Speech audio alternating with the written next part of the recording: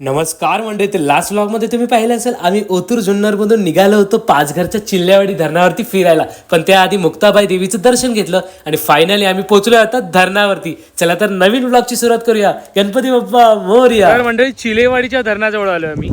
डोंगरात धरण आहे, सगळीकडनं डोंगर आणि मध्ये धरण आहे.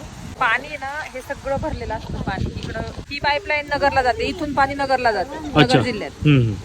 आणि हे पाणी कुठलं आहे? हे आमचं चिल्लेवाडी धरणाचं पाणी आहे, हे डायरेक्ट नगरला जातं. कुठपर्यंत आलाय. आणि धरण पाण्यासाठी मोठ्यांबरोबर छोटी मुलं सुद्धा एक्साइटेड होती. सो सगळे जण आता धरणाकडे चालू लागले आहेत. थोडस चालून पुढे गेल्यानंतर कळालं भाई धरण तर भरपूर लांब आहे आणि भर उन्हामध्ये तब्बल 1 तास चालल्यानंतर फायनली आम्हाला धरणाचा हा सुंदर व्ह्यू पाहायला मिळाला.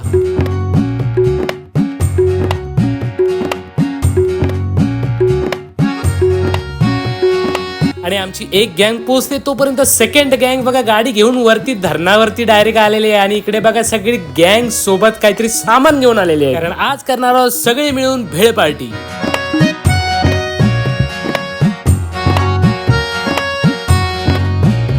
भेळ पार्टी चालली इकडे येऊन बघा. भेळ पार्टी ऍट चिलेवाडी डॅम. तर मंडळी बघा गावरान मटकी आलेले, कांदा आलेले, कुरमुरे आलेले, मस्त गावरान पुणेरी भेळ पार्टी होणार आहे. सगळ्यांनी आपापला कचरा जाताना घेऊन जाऊया, ठीक आहे. आपला कचरा आपली जबाबदारी. आणि मंडळी भेळ तयार झाल्यानंतर इकडे बघा सगळे इकडे तिकडे पांगलेली गँग आमची पुन्हा एकदा जमा झाले. आणि दुपारी ज्या उन्हामुळे चालताना कंटाळा आला होता ते ऊन अक्षरशः गायब झालेला आहे आणि ढगांचा कडकडाट सुरू झालाय, तुम्हीही ऐकू शकता. तर म्हणजे ढगांचा कडकडाट चालू असतानाच मी आणि बबल्या गेलो डॅम वरती पोहायला. आपण व्हिडिओ घेऊ शकलो नाही कारण मोबाईल स्विच ऑफ झाला होता. आणि फायनली आलो बॅक टू होम. तर म्हणजे नेक्स्ट व्लॉग मध्ये पण अशी धमाल येणार. सो स्टे ट्यून, व्लॉग बघत राहा. तोपर्यंत जय महाराष्ट्र. पुन्हा भेटूया लवकरच.